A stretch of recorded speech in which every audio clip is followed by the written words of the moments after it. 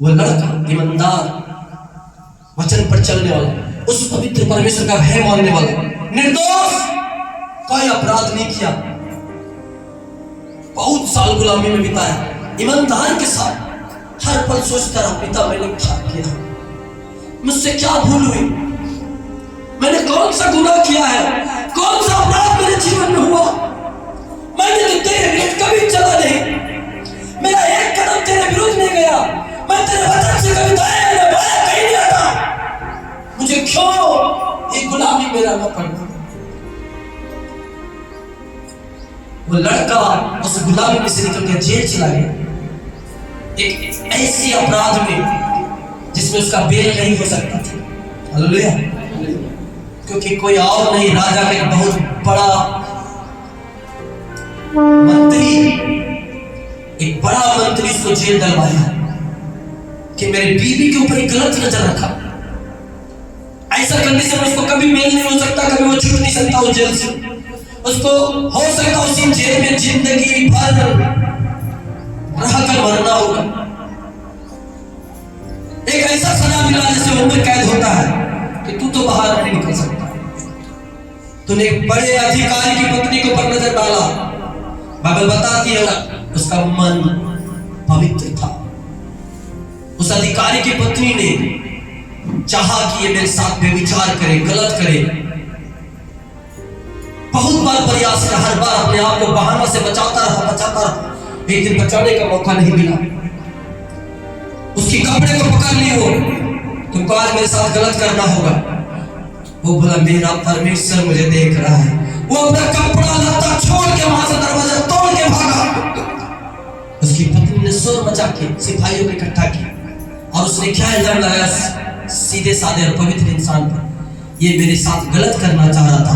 उसका ये कपड़ा प्रूफ है, उसका ये कपड़ा प्रूफ है, मैंने उसके कपड़े को पकड़ लिया, भाग रहा था, उसका कपड़ा वो खोल कर भागा है। उसको आजीवन कारावास हुआ, हमेशा की, कोई गलती नहीं, कोई गुनाह नहीं, पवित्र जीवन जीने वाला। हम और आप कभी सोचते हैं हे प्रभु मेरे जीवन में समस्या क्यों, मेरे जीवन में बीमारी क्यों, मैं इतना दुख का रोटी यहाँ क्यों खा रहा हूँ। प्रभु मैं जो सोचता हूँ मेरे परिवार के लिए जो भलाई उत्पन्न होनी चाहिए वो क्यों नहीं हो रहा। मैं इतना मेहनत करता हूँ, क्यों मैं सफलता को नहीं देख रहा। मैं इतना रोजगार जो क्यों फेल हो रहा हूँ। मैं ऐसी जगह क्यों पाया जाता हूँ जहाँ दुख ही दुख है। मैं कब ऊंचाई को देखूंगा, कब मैं बढ़ती को देखूंगा, कब मैं औरों के जैसा आनंद का जीवन जीऊंगा। हम लोग कई बार सोचते हैं प्रभु क्यों मेरा जीवन ऐसा दुख में है, क्यों मैं समस्या हूँ, क्यों बार बार फेल हो रहा हूँ, क्यों मेरे जीवन में आंसू है। हम लोग सोचते हैं, लेकिन परमेश्वर याद रखिए आपके लिए कभी कभी मैं क्या बोला, उदाहरण शुरुआत में क्या किया, हो सकता है आपका दुख आपके सफल जीवन के पहला सीढ़ी हो और वहीं से शायद आपका सीढ़ी निकलता होगा जीवन का। एक अच्छी शुरुआत, एक अच्छे जीवन की सीढ़ी शायद वहीं से होगा। मैं जब रांची जा रहा था, सब लोग आप लोग रांची का गवाही सुने, मेरा गवाही भी सुनी, बहुत मजेदार है, छोटी सी इसी वचन से रिलेटिव है। आपके साथ जो हो रहा है आपको हमेशा लगता है मेरे साथ बुरा हो रहा है, खराब हो रहा है, या अच्छा नहीं हो रहा है, ये बीमारी कहीं क्या मेरे जीवन में जाए, कैसे अच्छा हो सकता मेरे लिए, मेरे घर का पैसा बर्बाद हो रहा है, ये तो कर्ज मेरे ऊपर आया, मेरे ऊपर कैसे ये अच्छा हो सकता है मेरे जीवन के लिए, मेरा बिजनेस डूबा है वो कैसे मेरे लिए अच्छा हो सकता है, मुझे 4 गाली दे के गया पड़ोसी कैसे मेरे लिए अच्छा हो सकता है, मुझे इल्जाम लगाया गया कैसे मेरे लिए अच्छा हो सकता है। हम लोग कई बातों को सोचते हैं। मैं प्रार्थना कर रहा हूँ हम लोग परमेश्वर के पास आ रहे हैं, हम लोग दूसरों से अच्छे हैं, हम पड़ोसी से प्यार करते हैं, नफरत नहीं करते, बुरा नहीं करते, गाली नहीं देते, क्यों हमारे साथ ऐसा हो रहा है जैसे कि औरों के साथ जैसा होता है।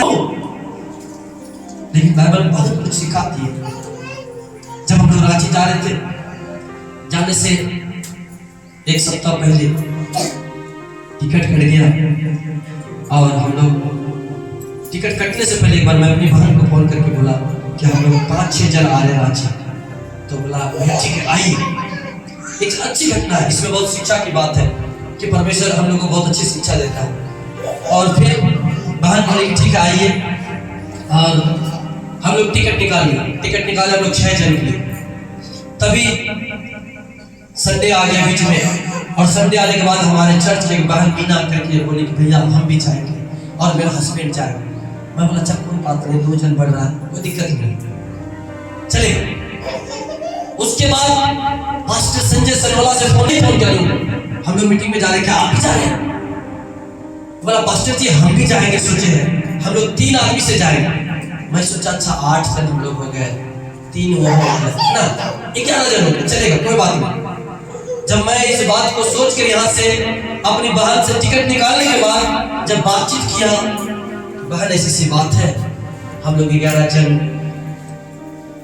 10-11 जन रहेंगे। बोला भैया मेरा मकान मालिक रूम देखते समय बोला अगर ज्यादा आदमी लगाएगा तो रूम खाली करना पड़ेगा तुमको। मेरा जिस क्वार्टर में हम रहते हैं वहां 2 जन किराएदार है, एक ही टैंकी है, इतना पानी आप लोग का खर्चा होगा। वो सुबह पानी भर के जाता है, फिर पानी नहीं भरता है, फिर ये कंप्लेन चला देगा मकान मालिक तक, वो मुझे पक्का रूम से निकलवा देगा, पक्का रूम से। मतलब बहन किसी तरह एडजस्ट कीजिए करो। हम लोग 11 जन ही हैं, हम लोग रात को आएंगे 11 बजे और सुबह जो हम लोग 7 बजे निकल जाएंगे। नहीं भैया हमको पक्का वो निकाल देगा, मेरा मकान मालिक पक्का हमको बोलेगा रूम खाली करो।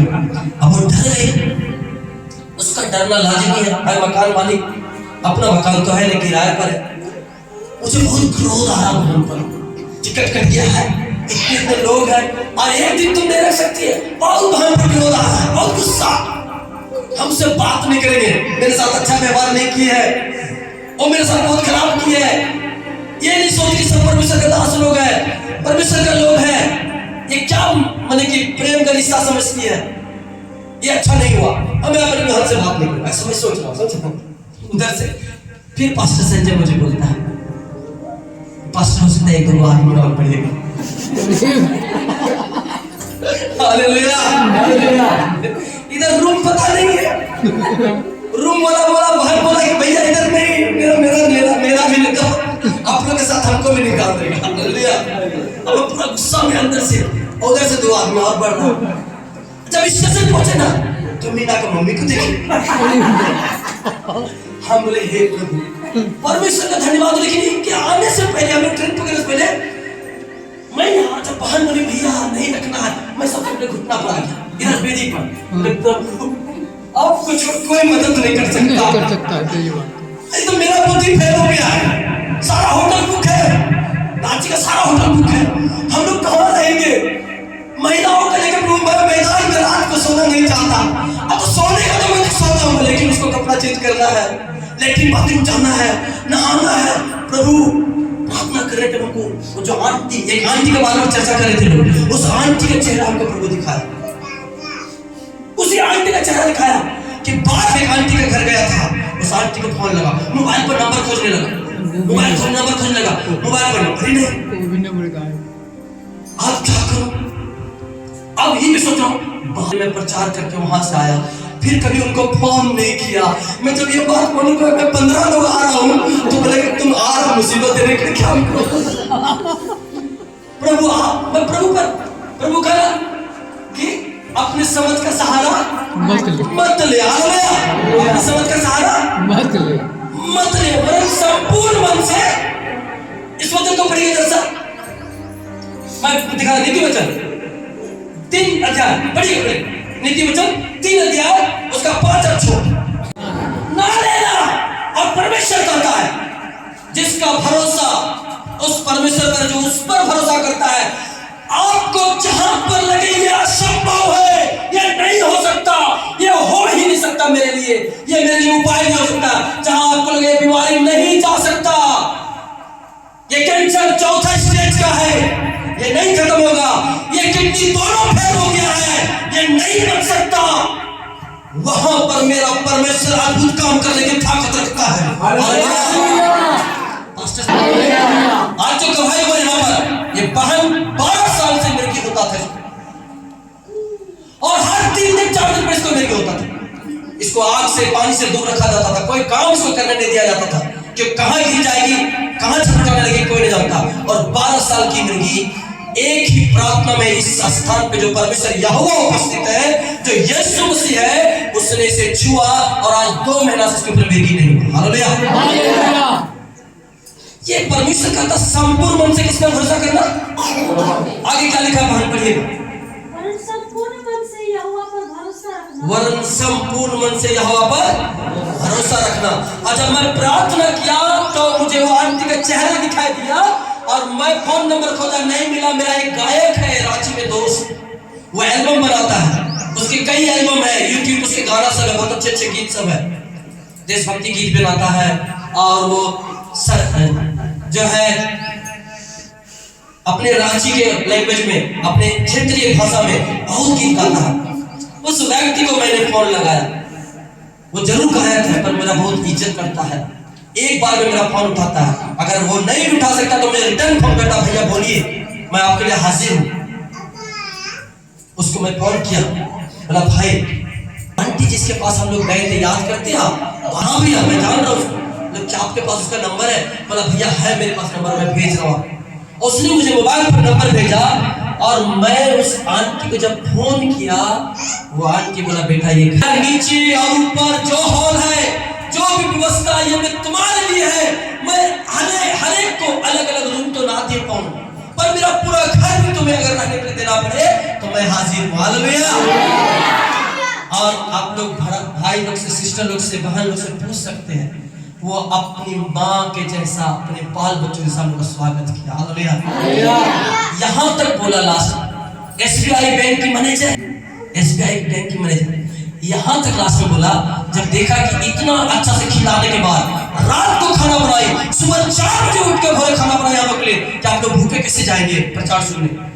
जब हम लोग को बोला आप लोग को छोड़ेंगे हम अपने कार से, जब हम लोग मना कर दिए तो उसको लगा कि ये लोग को तो नहीं छोड़ पाएंगे, क्योंकि जीत बांध लिया, ये लोग का सूटकेस हम ढोएंगे स्टेशन पर। हालेलुया। ये लोग का सूटकेस ढोएंगे स्टेशन पर। इतना, इसलिए यीशु मसीह कहता है वचन में कि परदेसी को अपने घर ठहराना। हालेलुया। परदेसी को अपने घर ठहराना, ये परमेश्वर की आज्ञा है। और वहां हम लोग देखिए इतना प्यार, इतना प्यार, वो प्यार बिना वचन बोए भी इंसान को मजबूर कर देगा यीशु मसीह को जानने के लिए कि कौन है इसका प्रभु। हालेलुया। इसका परमेश्वर कौन है, क्या सच बोलेंगे? उसका प्यार इतना है, ये साबित करता है कि मसीह हमारा कितना प्यार किया। वो यीशु जेल में है, लेकिन आपको इस कहानी को मैं अब वहां लेके चलता हूँ 50 अध्याय में, फिर से उत्पत्ति 50 अध्याय में उसका वचन 20 को पढ़िए। यद्यपि तुम लोगों ने मेरे लिए बुराई का विचार किया था, परंतु परमेश्वर ने उसी बात में भलाई का विचार किया। हालेलुया। यदि मेरी बहन हाँ भर देती, क्या हम लोग इतना आराम से रह पाते? हालेलुया। हर एक को अलग अलग बाथरूम में नहा पाते, नाश्ता पानी, रात को खाना, सुबह नाश्ता, और रास्ते में लास्ट में निकलने से केला पैकेट करके दे दिया, केला भर के दे दिया कि तुम लोग को भूख लगेगा वहां केला लेके जाओ। हालेलुया। अगर मैं गुस्सा कर रहा बहन पर, ये अच्छा नहीं की अपना बड़े भाई के साथ, मैं उससे बात नहीं करूंगा, लेकिन परमेश्वर मेरी बहन को कठोर किया, मेरी बहन को हठीला किया, मेरी बहन को बोल दोस्तों नहीं आए मेरे घर। मेरी बहन को, वो किसके नियंत्रण में थी? परमेश्वर के नियंत्रण। अब मैं क्या सोच रहा हूँ, ये दुष्ट हो गई है, ये दुष्ट हो गई है, अपने भाई को रहने के लिए एक दिन जगह नहीं दे रही है, लेकिन वहां उसको परमेश्वर यूज कर रहा है। क्यों? ताकि हम लोग को अच्छा से रखे। हालेलुया। उस घर में अच्छा से रखे, आनंद के साथ और वचन की भरपूरी के साथ। हम लोग वहां केवल खाना नहीं खाए, केवल अच्छा से सोए नहीं, केवल अच्छा से नहाए धोए नहीं, अच्छा वचन ही सुने। हालेलुया।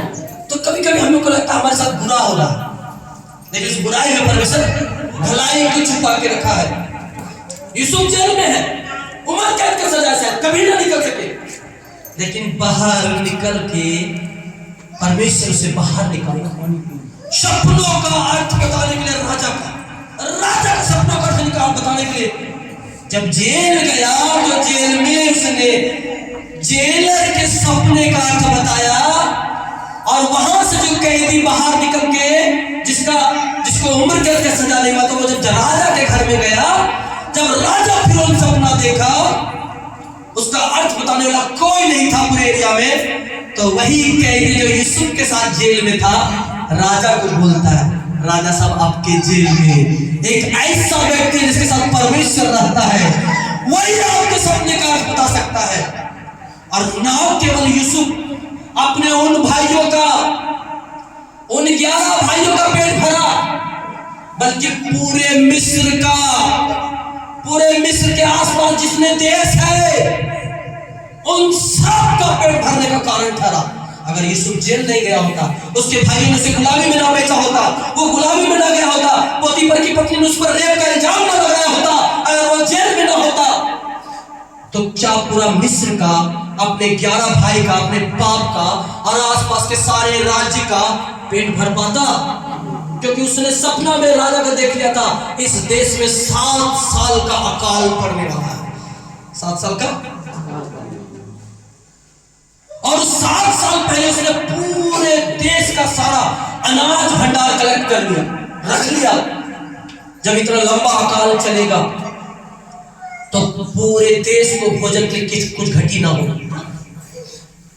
और उसकी बुद्धिमत्ता के कारण उसको डायरेक्ट जेल से निकाल के क्या बनाया गया पता है? प्रधानमंत्री। हालेलुया। कभी कभी हमारे जीवन में जो बीत रही है समस्याएं, दुख, तकलीफ, हमको लगता है मेरे नाश के लिए है, लेकिन वहीं से शायद आपके लिए सफलता की सीढ़ी निकल रहा है। हालेलुया। यूसुफ की सफलता की सीढ़ी जेल के अंदर से निकला,